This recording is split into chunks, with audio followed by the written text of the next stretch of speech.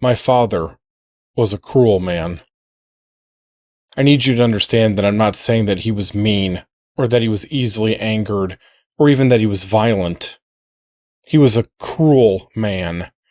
He took a particular pleasure in causing pain to other people, including his own family.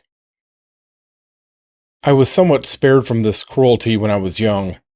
If I did something wrong, or if my father was simply in a certain kind of mood and looking for someone to hurt, my mother would make sure to take the brunt of it.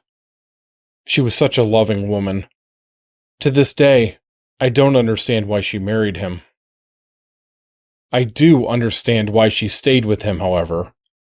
She stayed because of me. If she wasn't there during my early years, he very well might have killed me.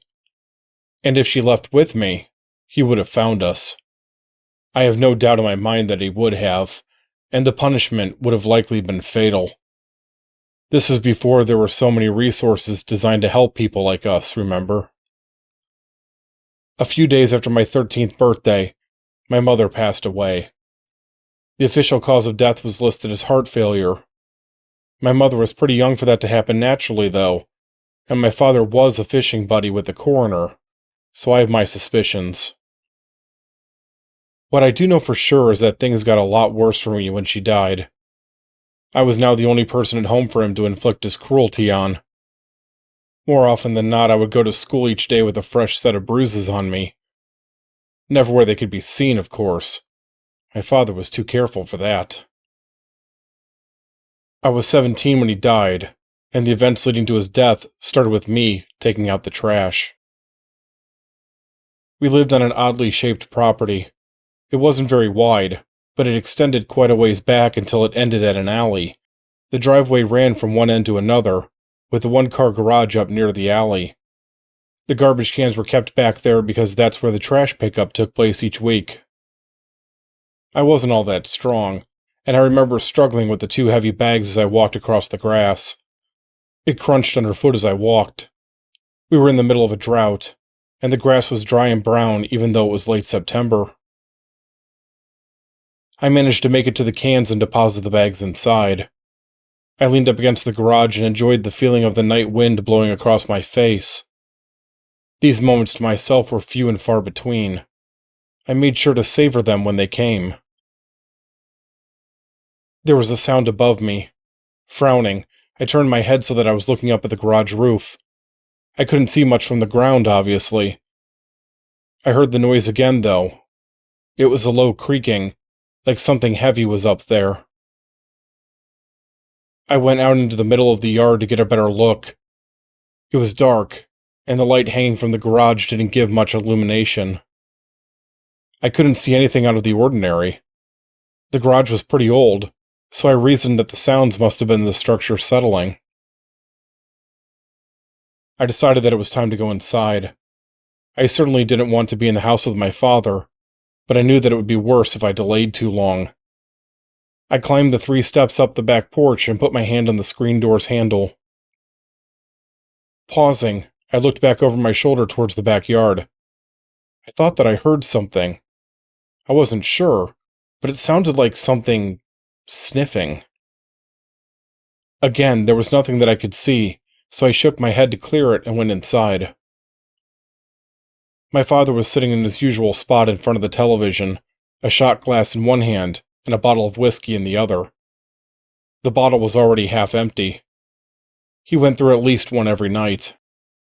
The further he was into one, the more risk there was of him deciding to, as he put it, teach me a lesson. I tried to make it to the stairs unseen, but he must have seen me out of the corner of his eye. He got out of his chair and set the whiskey bottle and glass down on the carpeted living room floor. For a long moment he just stared at me.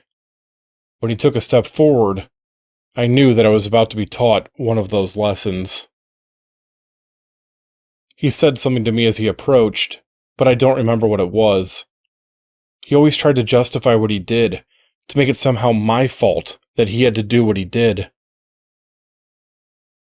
As he reached out towards me with his left hand, I heard the strange sniffing sound again.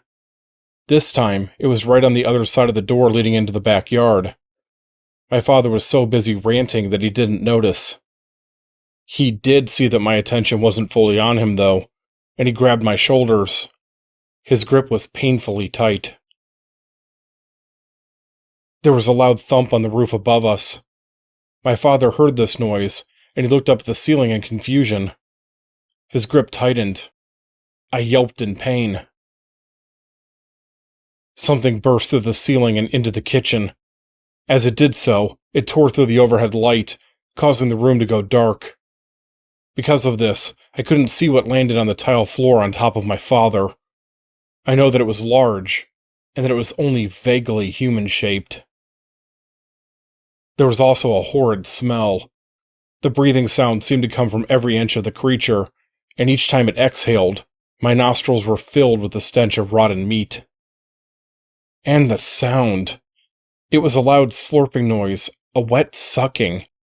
My father screamed for just a split second before he fell silent. I think about that scream sometimes. I'm not proud of it, but it makes me smile when I do so. After a few minutes, everything but the breathing went silent.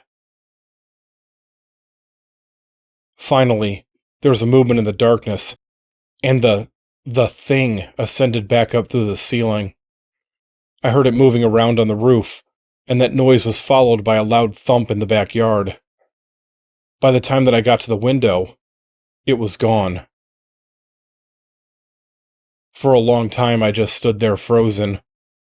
I don't know how long it was until I managed to open one of the kitchen drawers and take out a flashlight. My mother had put it in there in case of an emergency, and I had made sure to keep fresh batteries in it. When the beam of the flashlight fell on my father's remains, I had to choke back the urge to vomit. There wasn't much left. The skin and muscle had been removed from the top half of his body, and what was left of him was barely recognizable as human.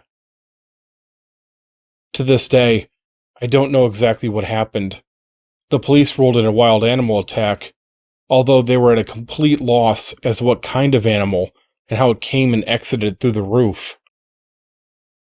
As for me, I don't know what it was either. There's only one thing that I do know. My father, he was a cruel man. He was a cruel man that encountered something even more cruel than he was.